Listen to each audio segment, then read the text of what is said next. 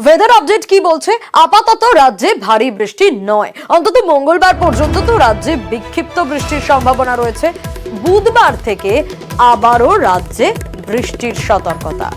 আরো বিস্তারিত weather update Biswajit আমাদের জানাবে। বিশ্বজিৎ, আপাতত ভারী বৃষ্টি নয়, কিন্তু মঙ্গলবার পর্যন্ত রেহাই, মানে বুধবার থেকে বৃষ্টি শুরু হয়ে যাবে। দেখা একটা সিস্টেম হতে পারে, এখনো সম্ভাবনা, তবে খুবই ক্ষীণ।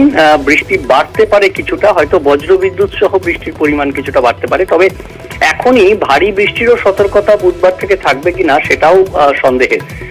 তবে আপাতত রেহাই ভারী বৃষ্টি থেকে, এবং মঙ্গলবার পর্যন্ত তো অবশ্যই দক্ষিণবঙ্গে মঙ্গলবার পর্যন্ত এবং উত্তরবঙ্গে সোমবার পর্যন্ত ভারী বৃষ্টির আর কোনো সম্ভাবনা নেই।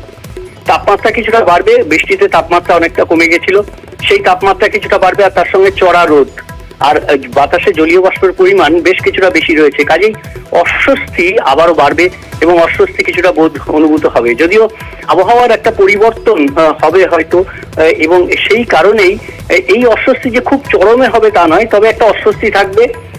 ভারী বৃষ্টি থাকবে না। সোমবার মঙ্গলবার পর্যন্ত উত্তর ও দক্ষিণবঙ্গে এরকমই আবহাওয়া থাকবে।